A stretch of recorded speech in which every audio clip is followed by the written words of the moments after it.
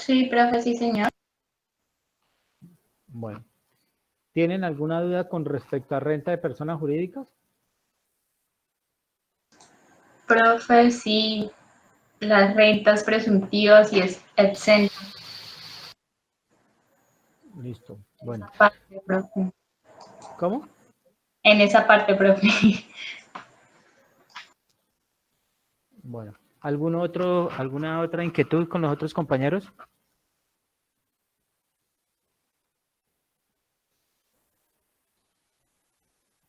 Entonces,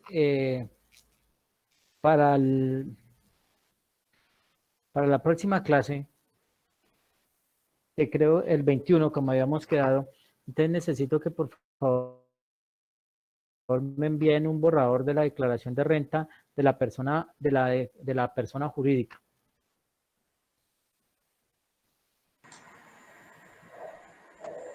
Profe, ¿se lo enviamos por el correo o ese No, por correo, directamente? por correo. Recuerden que el trabajo final, o sea, la recopilación de todos los trabajos, esa sí la necesito en físico. Pero por ahora lo que van a enviar el 21 con la declaración de renta, sí puede ser escaneado, una foto, me lo envían al correo. Profe, esto es para el 21, ¿cierto? La declaración de renta, sí, señor. Vale, gracias.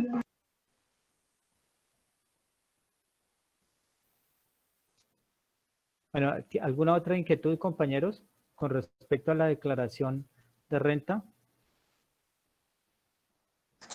Profe, es que creo que algunos de mis compañeros no le están escuchando. Profe, pues Señora. hablo por mí, yo de pronto pues por varios, que la verdad pues si hay punticos que se nos han olvidado en estos días. Punticos que se le han olvidado estos días. Muy bien.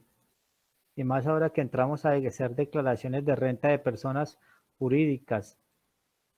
Perdón, estamos terminando de renta de personas jurídicas y vamos a hablar de renta de personas naturales. Entonces, vamos a hacer algo. Vamos a hacer algo.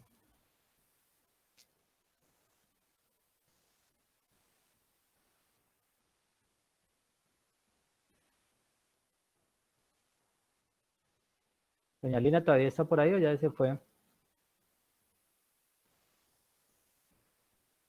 Señor. Doña Lina, buenas noches.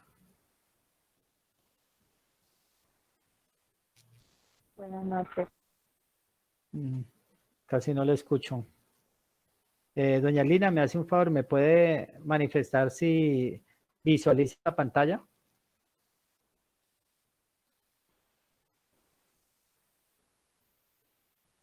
Sí, señor, sí se visualiza. Bueno, muy bien. Entonces vamos a hacer un pequeño recuento con respecto a la declaración de renta de personas jurídicas. Tengamos en cuenta que la declaración de renta del año 2019. Aquí hace referencia a declaración de renta y complementarios o de ingresos y patrimonio. Elizabeth, ¿me están escuchando bien? Sí, profe. Pues tengamos en cuenta que cuando hablamos de declaración de renta y complementarios, no me deja de marcar. Cuando hablamos de renta y complementarios, estamos hablando de personas contribuyentes del impuesto de renta. Cuando hablamos de ingresos y patrimonio, estamos hablando de declaraciones para aquellos no contribuyentes que están obligados a declarar renta. Recuerden que hay no contribuyentes que declaran y esas declaraciones de los no contribuyentes se llaman ingresos y patrimonio. Profe, una pregunta. ¿Usted está grabando? No, señora. Profe, ¿podría por favor grabar? No, no tengo ganas de grabar porque estoy viendo que las personas están tomando esta clase como sí, como que no, como después veo el video, entonces hoy no voy a grabar. Ah, bueno, profe. Entonces, no, porque es que hay gente, mire, de las 20 personas se conectaron. ¿Cuántas personas tenemos conectadas?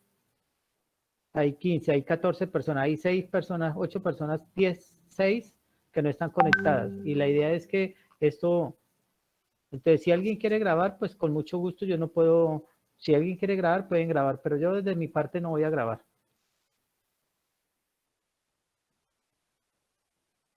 Entonces, compañeros, como les decía, esta es la declaración de renta y complementario para las personas jurídicas que son contribuyentes del impuesto de renta. Haciendo la aclaración que esta es persona jurídica, entonces, pero las personas naturales y asimiladas que sean no residentes. Recuerden que la declaración de renta para personas naturales tenemos el formulario 210 y están de acuerdo a las cédulas. Pero las personas jurídicas declaran en el formulario 110. Y las personas naturales, ojo, no se dejen confundir con la palabra personas naturales y asimiladas, pero que tengan esta característica, no residentes y sucesiones ilícitas de causantes no residentes. ¿Por qué declaran en el formulario 110? Porque tanto las personas jurídicas como las personas naturales no residentes declaran por el sistema ordinario. Las personas naturales residentes y las sucesiones ilíquidas de residentes se declaran por el sistema cedular. Cédula general, la cédula de pensiones y la cédula de dividendos y participaciones. Tiene el mismo modelo, nombre, identificación tributaria, el NID, primer apellido, segundo apellido, cuando es una persona no residente, y razón social, la seccional de la Administración de Impuestos, actividad económica. Si esto es una fracción de año, pero esto ya no aplica porque esto era siempre y cuando estuviera en el año 2019. Mirar a ver si pertenece o no pertenece al régimen tributario especial. Y vamos con la sección de patrimonio. El patrimonio, pues como ya lo sabemos, está conformado por el patrimonio, que es igual a los activos. Tenemos el pasivo y tenemos el patrimonio líquido. ¿Cuál es el patrimonio bruto? Igual a los activos. ¿Y cómo está conformado? Pues efectivo y equivalente al efectivo, todo lo que tenemos en dinero, inversiones o instrumentos financieros, cuentas por cobrar, inventarios, intangibles, activos biológicos. Recuerden, compañeros, que los activos biológicos son los mismos inventarios, pero con respecto a las plantaciones y algunos semovientes. Propiedad, planta y equipo, propiedades de inversión y los activos destinados para la venta. Aquí se coloca todo el valor y tenemos los otros activos, patrimonio bruto, pasivo y patrimonio líquido. En el taller que nosotros venimos haciendo es, en esa sección, lo que hacemos es pasar la situación financiera, el estado de situación financiera, los valores que hay allí. Con respecto a los activos, pasivo y patrimonio no tiene digamos, allí una situación de resaltar. Lo que debemos resaltar en una situación es este aspecto. ¿Cuál es ese aspecto? Ana, ¿me recuerda? Profe, que ahí tenemos que primero pasar el estado financiero a la normatividad de las NIF. Entonces, lo que tenemos que hacer es tomar esas construcciones y edificaciones al valor razonable. O viceversa. Recuerde que en la declaración de renta se va por los avalúos catastrales o valores contables, más no valores razonables. En la declaración de renta, y tengan mucho cuidado, en la declaración de renta no van a ir valores razonables. Debemos seguir, son los valores fiscales. Entonces aquí a estas construcciones y edificaciones debemos de traerle lo que se haya colocado como valor razonable. Por eso es importante, aquí donde está la valor de construcciones, nos dicen cuál es el valor patrimonial del 2018 y cuál es el valor razonable. Quiere decir que nosotros venimos declarando por el valor patrimonial, no por el valor razonable. El valor razonable solamente aplica para los estados financieros bajo las normas internacionales, bajo las NIF, pero tributariamente nosotros debemos declarar los valores a costo fiscal. ¿Y cuál es el costo fiscal de los bienes? Cuando las personas jurídicas o los obligados a llevar contabilidad debe ser el valor por la adquisición más todas las erogaciones que se hayan suministrados para poder poner el bien en funcionamiento. Entonces quiere decir que si una casa la compré en 200 millones de pesos, pero tuve que hacerle un mantenimiento por 50 millones, el costo fiscal de esa casa es de 250 millones. Posiblemente que con los arreglos que le hice a la casa, esa casa puede costar 350 millones ahora a valor razonable, pero el costo fiscal sigue siendo 250 millones. Entonces, compañeros, mucho cuidado. Cuando declaremos, nosotros debemos declarar es al valor fiscal. No debemos declarar al costo razonable, porque el costo razonable solamente sirve para cuando usted vaya a vender el activo. Quiere decir que esta empresa, cuando vaya a vender este activo, ahí sí van a tener en cuenta que su valor razonable es de 250 millones, menos el costo fiscal, la diferencia que sería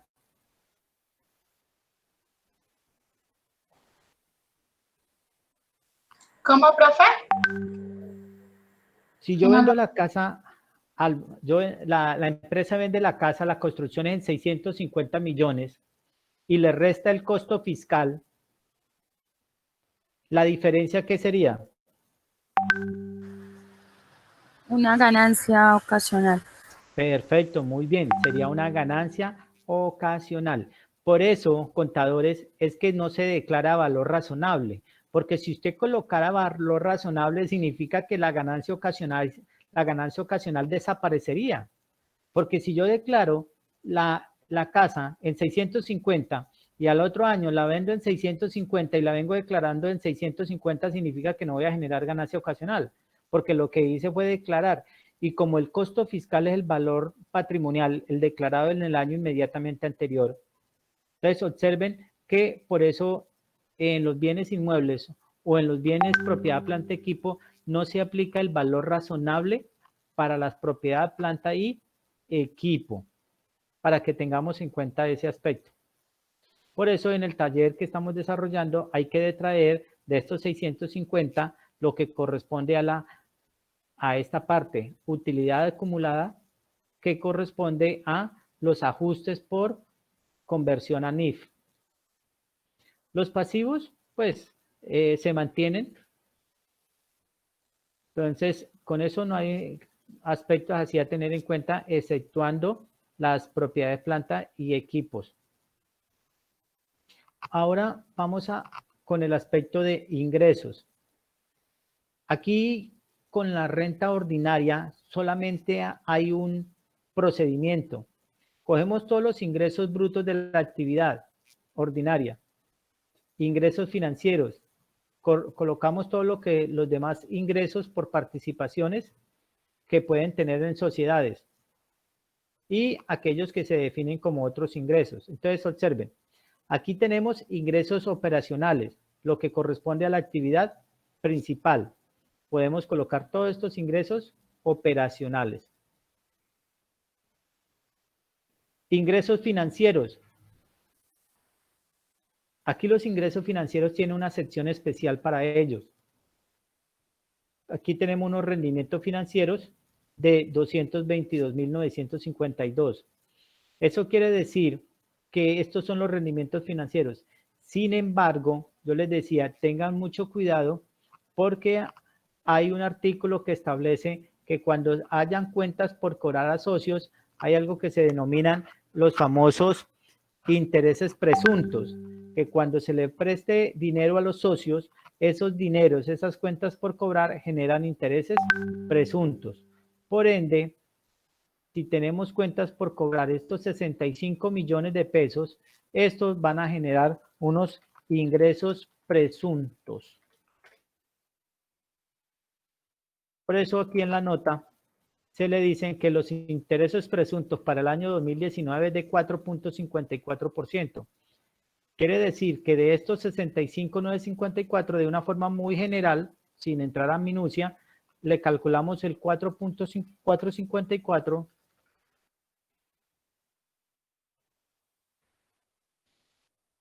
estaría generando unos intereses de 2.994.000.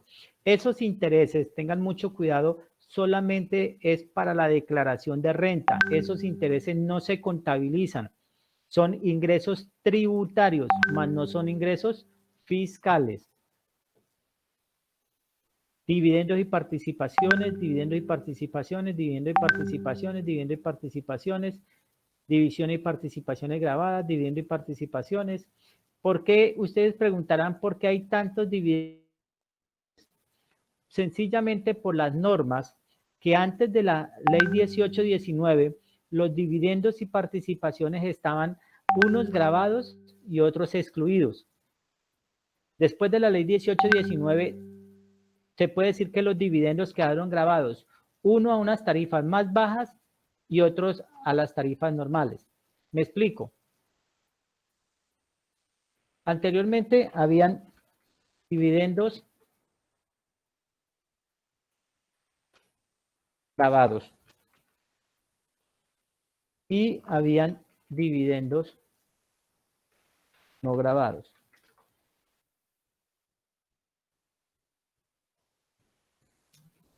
¿Qué diferencia?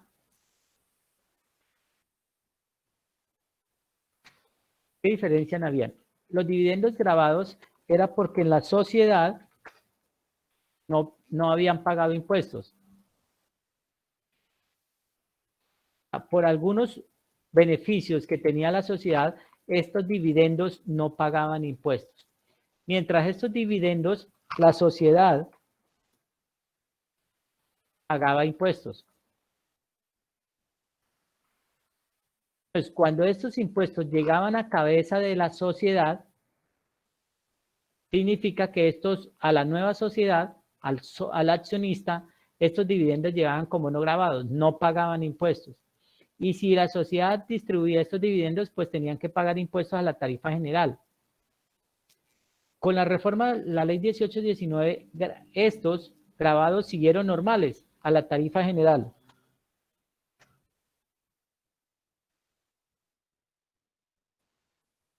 Pero estos quedaron grabados a la tarifa especial. Entonces, ustedes van a encontrar que estos dividendos, aunque en la sociedad digan dividendos no grabados, pero en estos momentos van a pagar una tarifa. Por eso es que ustedes observan aquí dividendo y participaciones grabados al 7.5, porque los otros están grabados a la tarifa general. Pero como las leyes no son retroactivas, significa que si alguna empresa distribuye dividendos antes del 2016, como la norma no estaba, significa que esos dividendos del 2016, si se llegan a repartir ahora de utilidades antes del 2016, esos dividendos quedan excluidos, o sea, no pagarían impuestos. Por eso es que encontramos tantos dividendos. Y los otros ingresos, pues es lo que nosotros tomamos como ingresos no operacionales, que en el caso de nosotros tendríamos, por ejemplo, estos 1.775.000 que serían ingresos no operacionales, que para la declaración de renta, compañeros, los tomamos como otros ingresos. El total de los ingresos, menos devoluciones, rebajas y descuentos, que para el caso que nos ocupa, tenemos 1.269.000. Y tenemos los ingresos no constitutivos de renta ni ganancia ocasional. Recuerda que están entre el artículo 35 y siguientes. Los que podemos tener como ingresos no constitutivos de renta ni ganancia ocasional. Por ejemplo, si hay distribución de utilidades antes del año 2016, podrían ser ingresos no constitutivos de renta ni ganancia ocasional.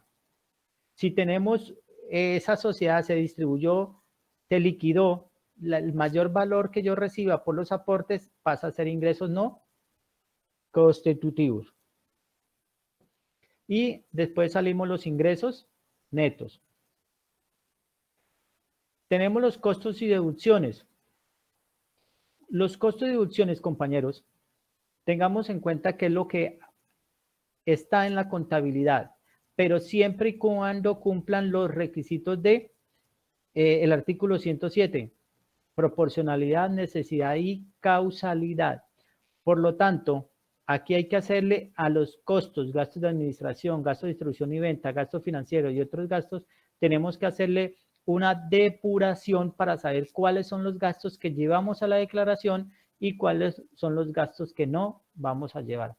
Por eso, compañeros, de estos gastos, costos y gastos, y estos gastos, debemos determinar cuáles son y no son deducibles.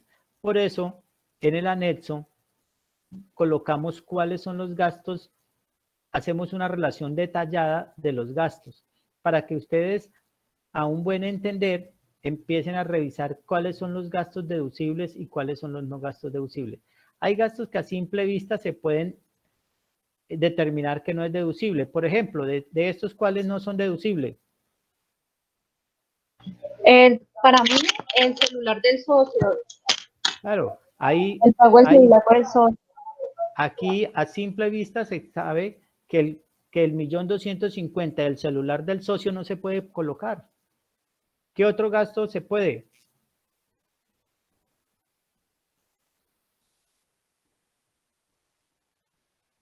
Aquí, observen, aquí dice gastos no deducibles. Ajá, ahí lo dice textualmente, gastos no deducibles.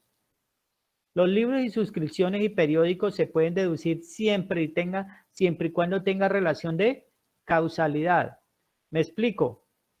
Imagínense que el gerente le da por suscribirse a unas revistas, no sé, para caballeros. Carlos, ayúdeme, una revista para caballeros. Ah, bueno, sí, menos mal porque a mí no me dejan comprar nada de eso. Si el gerente se suscribe a una de esas revistas, pues sencillamente no va a tener relación de causalidad. Si estamos hablando de una empresa comercial, pero si estamos hablando de una empresa de servicio, por ejemplo, publicidad, y de pronto tenga algún servicio especial, pues de pronto, por ejemplo, y si es una mujer, y si es la gerente es una mujer, ¿cuál sería una revista para mujer?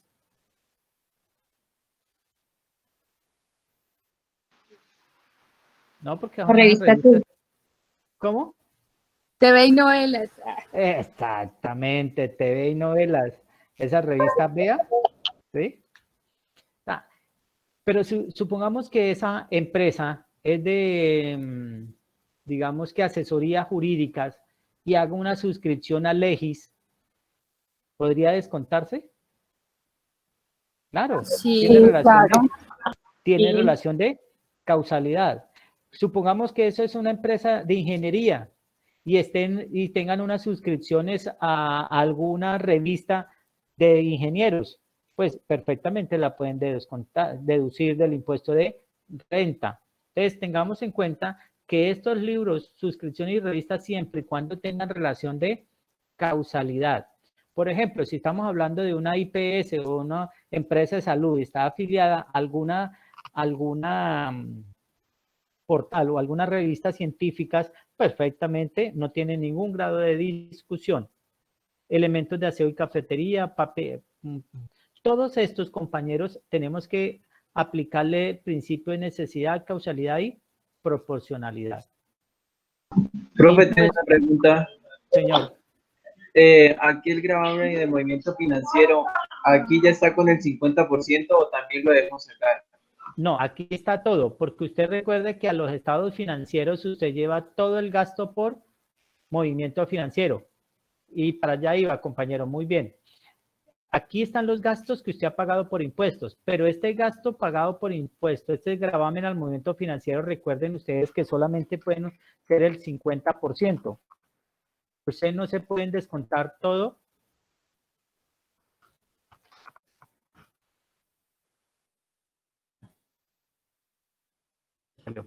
Aquí no pueden descontarse en todos, lo único que pueden descontarse es el 50%.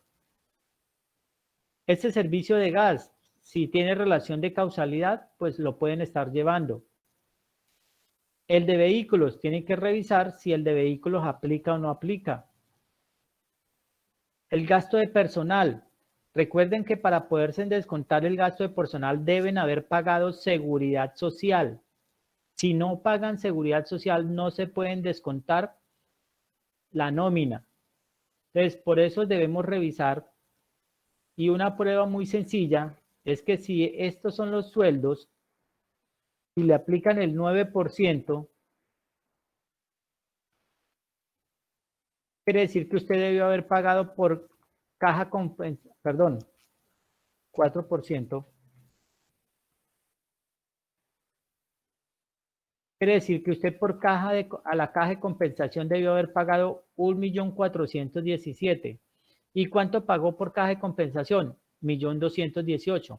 Significa que todos estos salarios no han sufrido pago a la seguridad social. Lo único que pueden descontarse en ustedes es lo que proporcionalmente hayan pagado a la seguridad. Y me explico.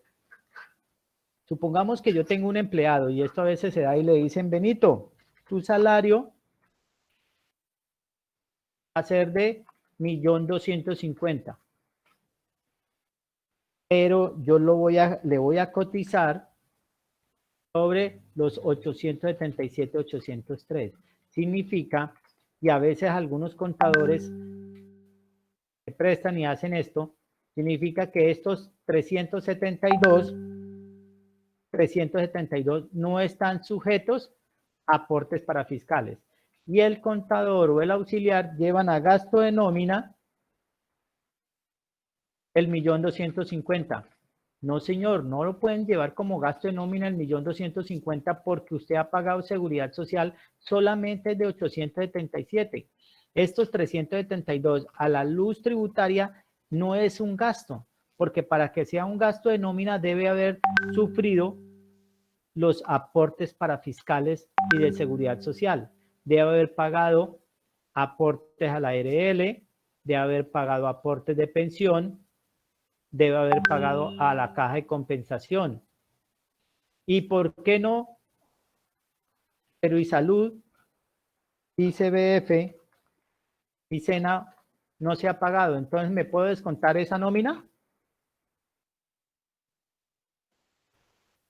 ¿Qué dicen?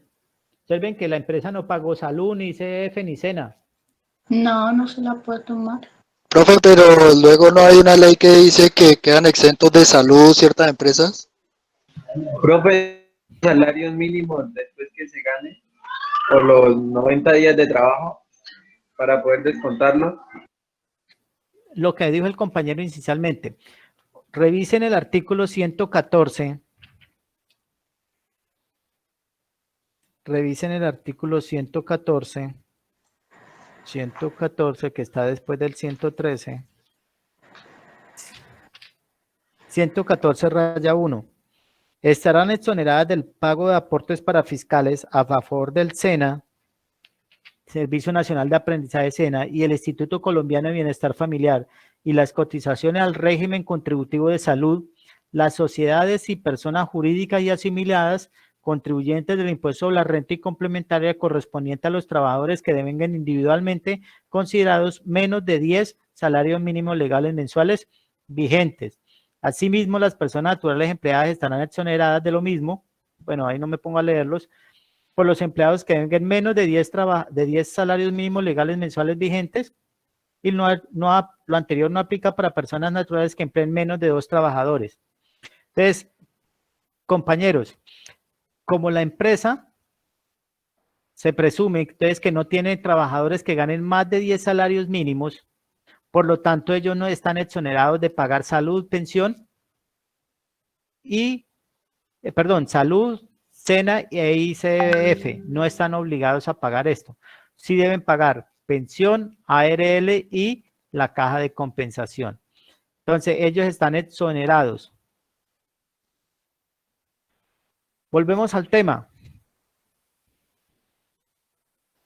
¿Cuánto voy a poder descontar? Si esto fue lo que pagué por caja de compensación, significa que esto lo multiplico por 100 y lo divido por 4.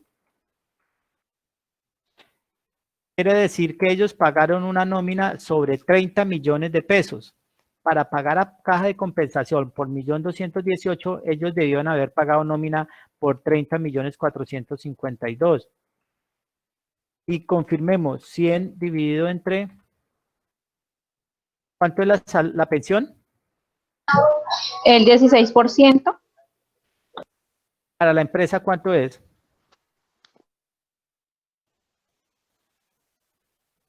El 12. El 12, correcto. Observen que en pensión también pagaron lo mismo. Y en ARL, El 0,52.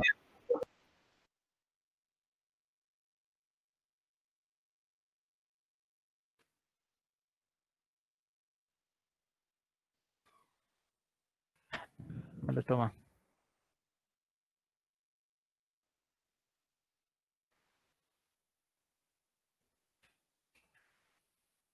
Y observen que también pagaron sobre 30.452.000. Los tres pagaron sobre 30.452.000. Quiere decir que ellos se pueden descontar de sueldo solamente 30.452.450. La diferencia quiere decir que es un gasto no deducible. Estos 4.495.000 no se lo van a poder descontar de la declaración de renta porque no pagaron seguridad social sobre esos 4 millones de pesos. ¿Alguna pregunta de este tema?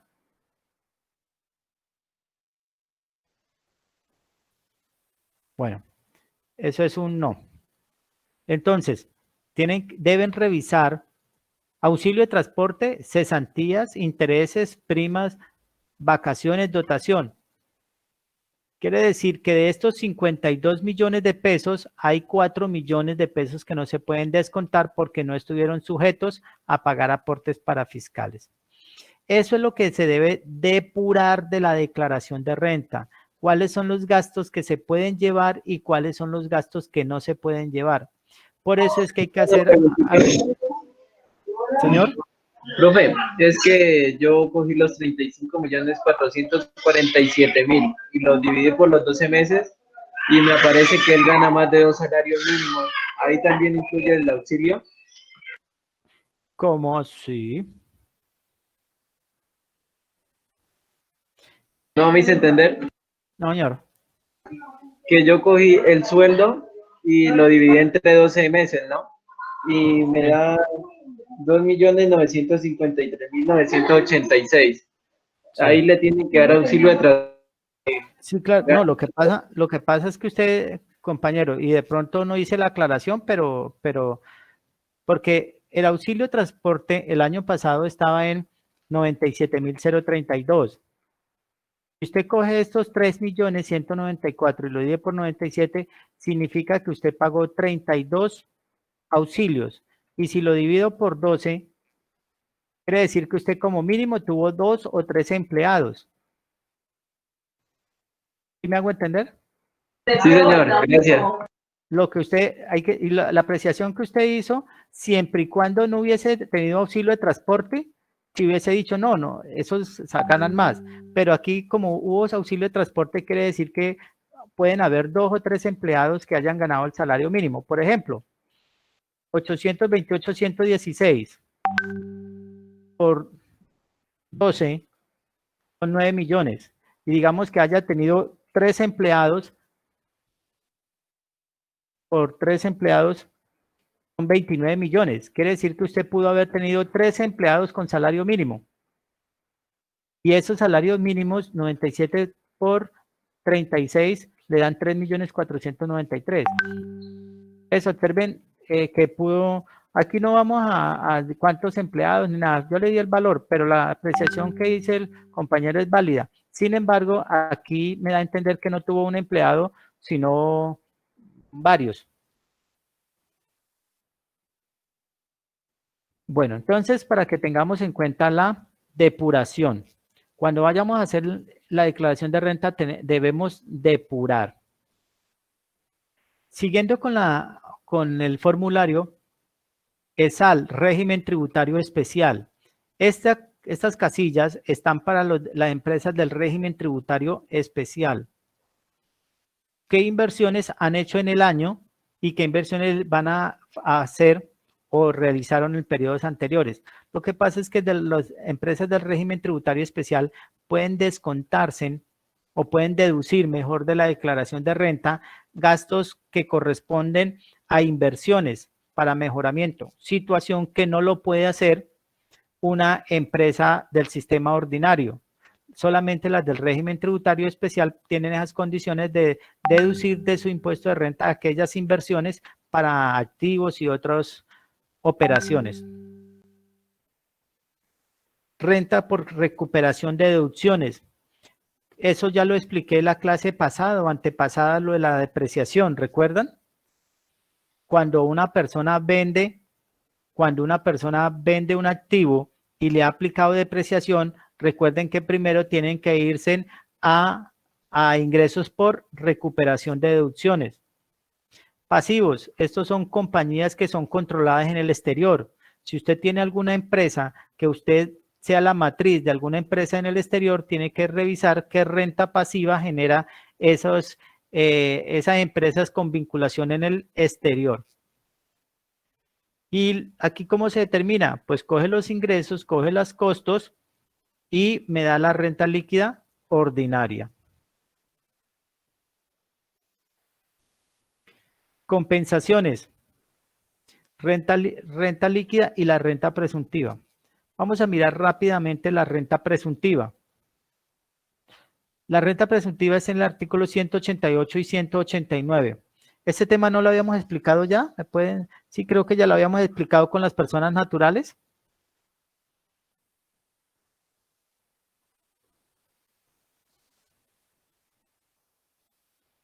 ¿Todavía Carolina está por allí? Carolina. Sí, señor. Ah, sí, todavía está por allí. Carolina, ¿qué recuerda de la renta presuntiva? 188 y 189.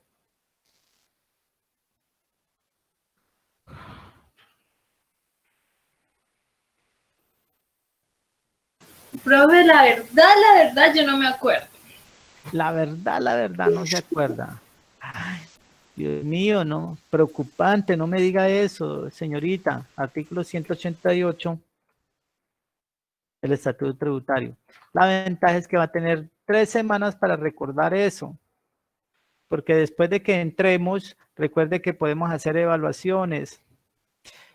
Base y porcentaje de la renta presuntiva. Para efectos del impuesto sobre la renta, Elizabeth, ¿visualiza en la pantalla? Sí, sí, señor.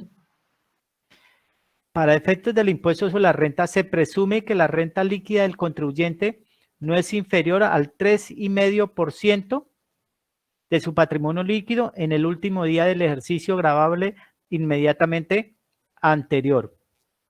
El porcentaje de renta presuntiva al que se refiere este artículo se reducirá al 0,5% en el año gravable 2020 y al 0% a partir del año 2021. Miremos aquí algo interesante, declarado inexequible. La ley 1943 decía que el porcentaje de renta presuntiva al que se refiere este artículo se reducirá al 1,5% en los años gravables 2019 y 20 y al 0% a partir del año 2021. Observen que la ley 1943 decía 1,5, 19 y 20. Aquí la renta presuntiva se reducirá al 0,5% en el año 2020. Significa que la ley 2010 le quitó 1% al 2020. Pero como nosotros estamos haciendo la declaración de renta del año 2019, quiere decir que la renta presuntiva es del 1,5. Ustedes dirán, profe, esta ley está declarada inexequible. Sí, pero fue declarada inexequible de forma diferida.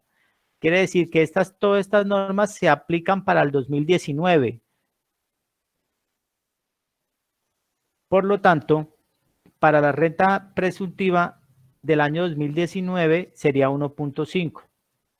Aquí sería muy fácil coger el patrimonio. Aquí dice cuánto es el patrimonio del año pasado.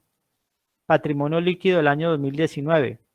Usted podría decir muy fácil, señores, patrimonio líquido del año 2018. 410,051. Renta presuntiva. A esto le aplicamos el 1.5%. Significa que la renta presuntiva sería 6 millones de pesos. Eso es de una forma muy general, muy general. Y usted podría colocar 6.150.000, siempre y cuando la renta le dé por encima. Me explico. Aquí que usted compara la renta presuntiva, las rentas exentas y las rentas gravables, y al mayor valor entre el 70, ¿cuál es el 70? La renta líquida. ¿Cuál es el 71? Renta presuntiva. Quiere decir que usted debe coger la renta líquida o en su efecto la renta presuntiva, la mayor entre las dos, y restarle la renta exenta y sumarle las rentas gravables.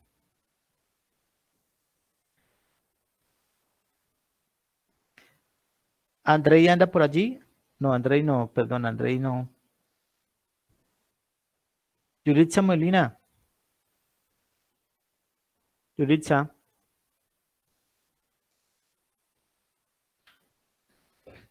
¿Se fue Yuritza?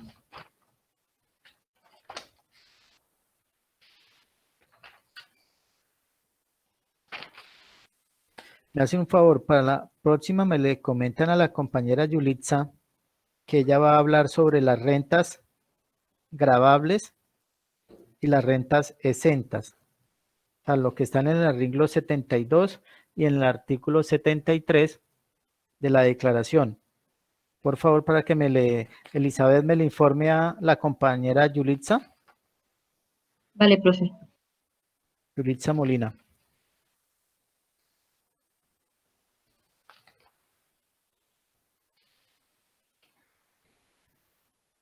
Por eso es que no me gusta grabar. Si ve, compañeros, que a veces cada uno tiene sus compromisos, se conectan y chao, pescado. Entonces, de aquí se saca la renta líquida gravable. La compañera para la próxima sección, o sea, para después de que entremos de vacaciones, me va a hablar sobre renta exenta y rentas gravables. Obviamente ustedes, cada uno deben ubicarlas, leerlas para saber cuándo estén haciendo las declaraciones. Sin embargo, me adelanto, en el taller que hicimos no vamos a tener rentas exentas ni rentas gravables. Estos son de muy poca aplicabilidad. Me explico, rentas exentas, por ejemplo, las famosas SOMAT. Por ejemplo, aquellas empresas que generan energía sustitutiva a la energía eléctrica. Ganancias ocasionales, ya creo que ese tema quedó claro. Y ya empezamos a liquidar el impuesto. El impuesto sobre la renta líquida gravable, impuestos de dividendos, el impuesto de dividendos dependiendo los porcentajes de que le explicaba. Y ya tenemos el impuesto. ¿Cuál es el impuesto sobre la renta líquida gravable? ¿Alguien me recuerda cuál es la tarifa?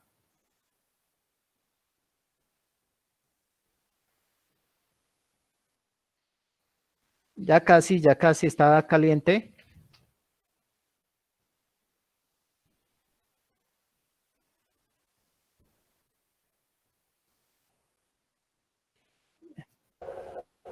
¿Del 25? Súbale más. 50. No, tampoco. 34, ¿no era, profe? El 33. Ya casi el qué. ¿Qué fue lo que dijo? El 33%.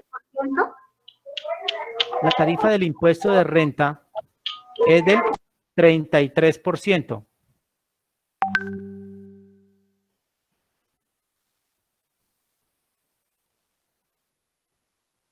Pero es que no me... La tarifa es... Esta es la tarifa para las personas naturales. Tarifa para las zonas francas, que sí es el 20%. Y tenemos la tarifa del impuesto sobre la renta complementaria del 32% para el año 2020, del 31% para el año gravable 2021 y llegará al 30% para el 22. Aquí no está el año 19 porque como esto fue la reforma 2010, pues nos tenemos que ir a la declaración, a lo que esté declarado inexequible. Y aquí nos dice que la tarifa de renta para el año 2019 es del 33%, baja al 32%, al 32%, 2020, 31 para 2021 y 30. Significa que el impuesto que nosotros vamos a liquidar aquí para las personas jurídicas o personas naturales no residentes en el exterior es del dulce 33%. Estos son los dividendos y participaciones, de acuerdo si es una tarifa del 7.5% o si le aplicamos la tarifa general del 33%. Y aquí ya sumamos el total del impuesto de renta. Descuentos tributarios. ¿Qué descuentos tributarios puede tener una empresa? Impuestos pagados en el exterior, donaciones. Recuerdo que tenemos los impuestos por donaciones. Impuesto neto de renta significa que al impuesto sobre las ventas, o sea, impuestos sobre las rentas líquidas, le restamos los descuentos tributarios y tenemos el impuesto neto de renta. Descuentos por impuestos pagados en el exterior. Total impuesto a cargo. Y ya viene la liquidación o el valor. Hay algunas empresas que pueden pagar impuestos por obras. ¿Qué quiere decir? Hay empresas que pueden acogerse a un beneficio tributario que hacen algunas obras sociales o algunas obras de infraestructura y lo que hacen es con ello pagan el impuesto. Pueden hacer algunas vías, algunos colegios, algunas instituciones, obviamente aprobadas por el gobierno, y eso lo van a definir como pagar impuestos. Anticipo de renta del año gravable, saldo a favor. Tengan mucho cuidado. Una cosa es el anticipo y otra cosa es el saldo a favor. El saldo a favor lo sale de aquí, del saldo a favor, mientras que el anticipo es el que debemos haber liquidado. Autorretenciones, algo muy importante. Las personas jurídicas deben liquidar un porcentaje de autorretención de acuerdo a los ingresos. Cada mes, las personas jurídicas deben calcular el ingreso y de acuerdo a unas tarifas, o mejor, de acuerdo a la actividad económica, hay unas tarifas que le indican cuál es el porcentaje de retención en la fuente.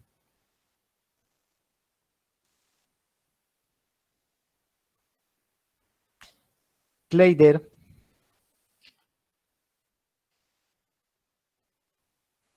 ¿Qué? Perdón, ya le aclaro. Kleider va a hablar sobre... usted va a hablar sobre el decreto, ¿no? Sí, ahorita lo de la siguiente en la exposición que tenemos ahorita con el compañero Melchán y la compañera Carolina.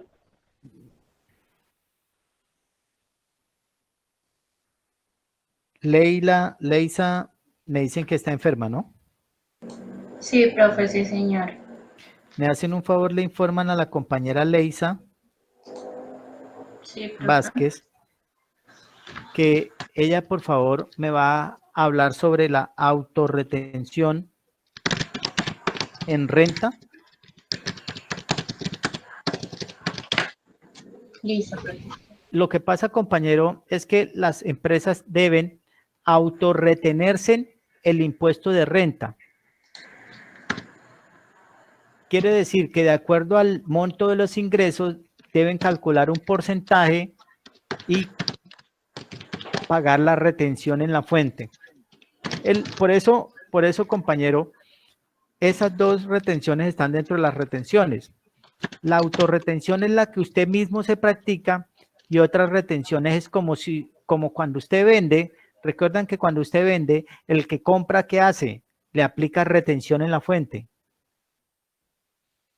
¿Qué significa la autorretención? Su nombre lo dice. Si yo genero ventas, yo mismo me voy a autorretener de acuerdo a los ingresos. Entonces, estas personas pagan en la declaración de retención en la fuente, la retención como si otra persona se lo hubiera aplicado, pero ellos mismos lo hacen, por eso se llama autorretención, más las retenciones que las otras personas le han aplicado. Y esto es el total de las declaraciones. Anticipo para el año siguiente. Recuerden que el anticipo para el año siguiente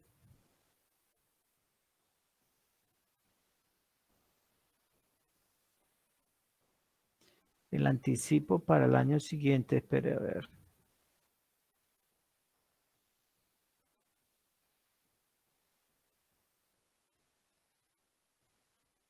Es del 75%. Los contribuyentes del impuesto a la renta están obligados a pagar un 75% del impuesto de renta determinado en la liquidación privada. ¿Recuerdan hace 8 días que hablamos del anticipo? ¿Qué pasó con el anticipo? ¿Qué pasó? Profe, pues que el porcentaje había quedado 25% por el decreto que había lanzado el gobierno por lo del COVID-19, ¿no?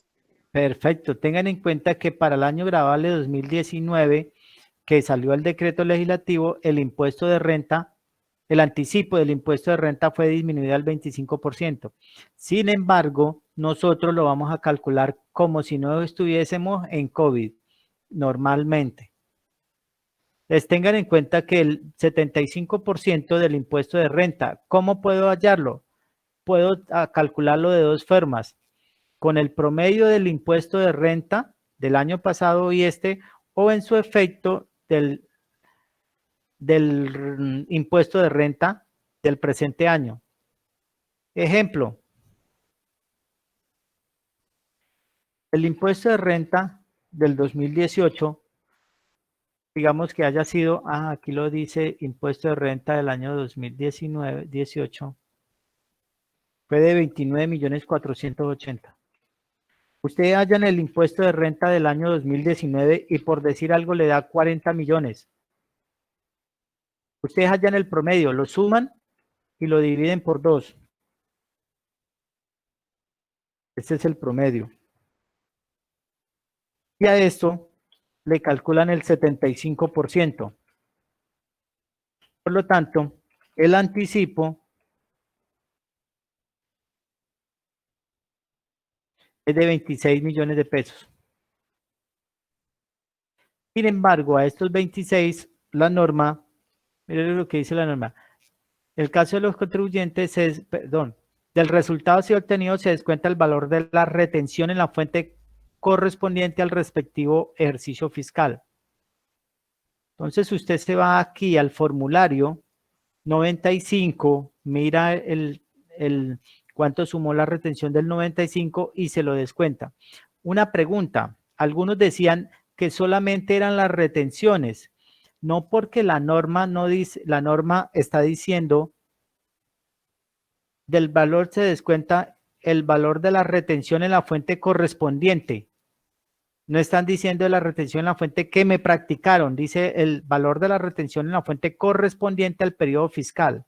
Entonces observen que me puedo descontar este valor, porque algunos dicen, es que no me puedo descontar el de la autorretención, porque no me la practicaron. No, porque la norma no dice retención en la fuente que me hayan practicado, dice la retención del periodo. Por lo tanto, al criterio general, se puede descontar lo que me dé aquí en el total de las retenciones. Supongamos que para el caso del ejercicio, la retefuente haya sido de 15 millones de pesos. Por lo tanto, el saldo, el anticipo de renta para el año siguiente son los 26 menos 15. Este sería el anticipo para el año siguiente. Supongamos que a la empresa le hayan descontado 29 millones de retención en la fuente. ¿Cuánto es el anticipo?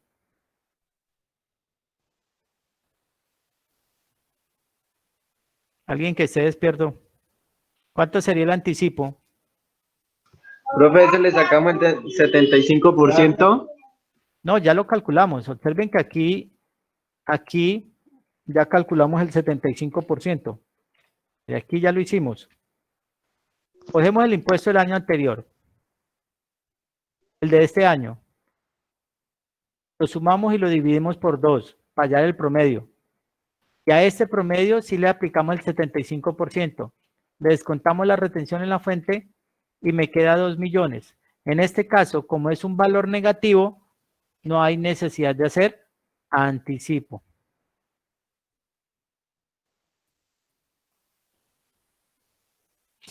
Sobre tasas. Anticipo de las instituciones financieras sobre tasas de instituciones financieras. Esto aplica solamente para entidades financieras.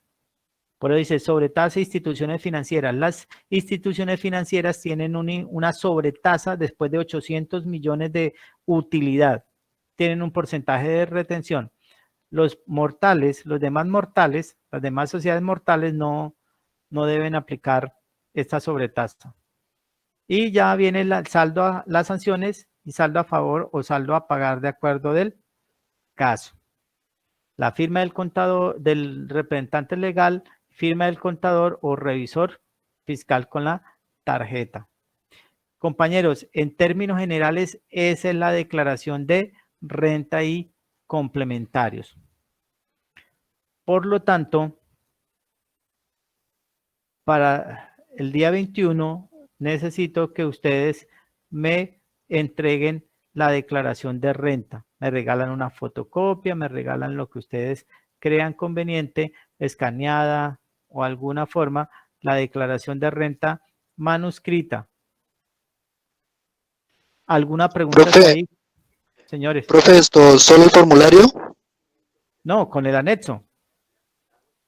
Profe, otra pregunta. En el anticipo de renta usted dice que hay dos formas de calcularlo. ¿Uno puede tomar la que menor valor le dé o hay algún criterio para eso? Como usted quiera. Como usted quiera, se puede tomar cualquiera de las dos sin ningún problema.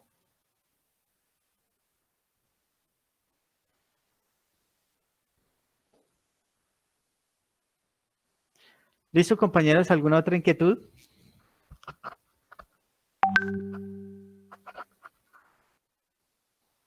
Señor.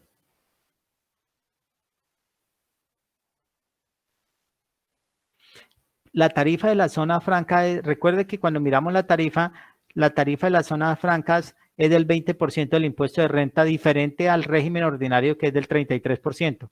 Las zonas francas tienen un beneficio frente a la tarifa.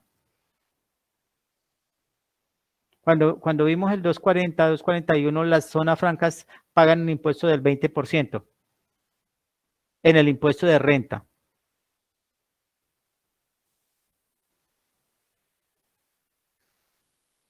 ¿Alguna inquietud?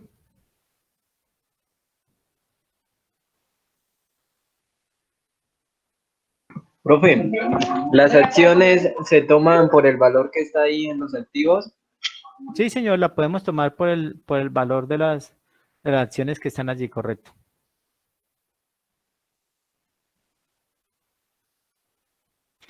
Bueno, para todos, vamos a leer para la próxima clase, para el día 21.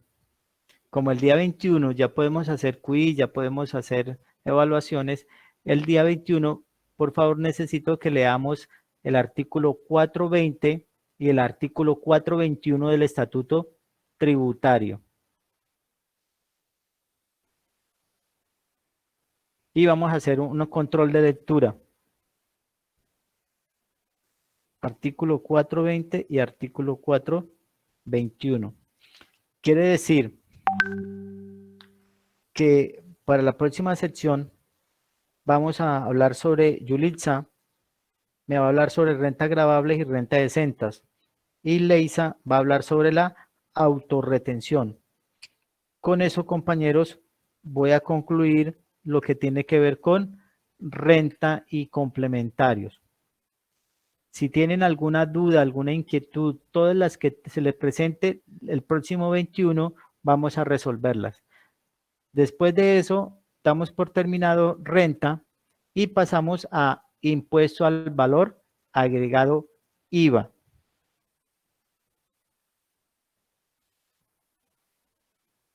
Vamos a pasar sobre IVA.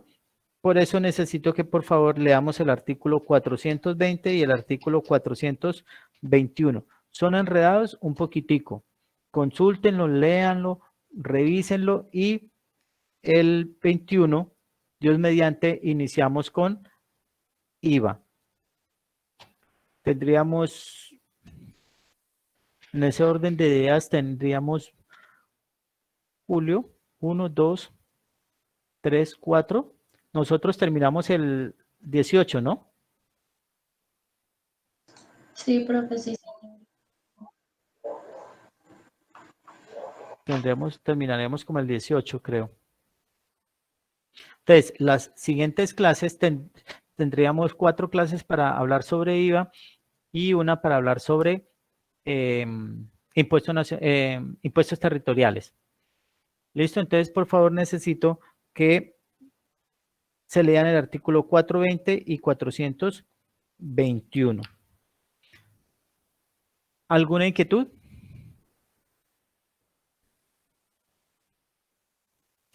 ¿Hay alguna posibilidad? Yo no le veo ningún inconveniente que, porque querían 4 clases y con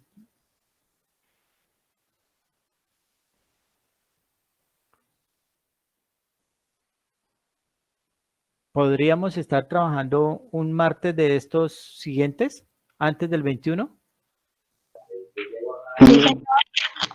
Sí, claro. ¿Listo? Sí, profe. Entonces, por favor, Sí. Elizabeth, coméntele a sus compañeros y usted, por favor, me colabora y estaríamos trabajando,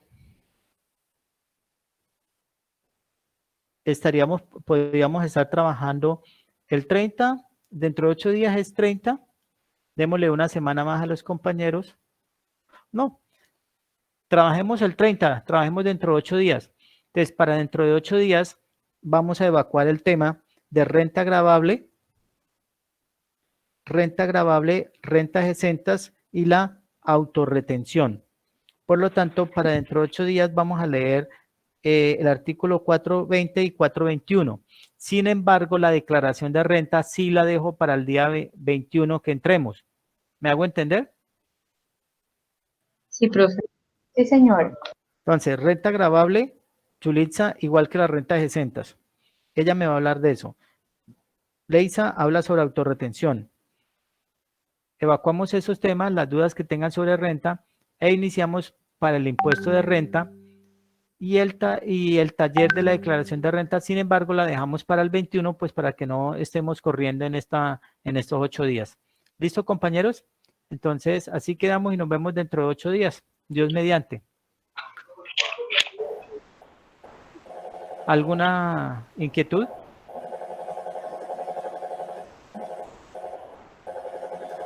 Bueno, compañeros, entonces nos vemos dentro de 8 días. Que se diviertan este fin de semana. Listo, profe. Hasta luego, que esté bien. Hasta luego, que esté bien.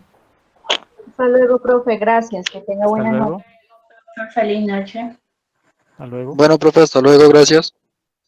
Hasta luego. Hasta luego, que estén bien. Hasta luego, que Profe, Señor. Señor. Es que analizándolo estuve pensando que de pronto ustedes empiezan a hablar de IVA y ellos van a quedar un poquitico perdidos porque no tienen algunos conceptos básicos. ¿Sí?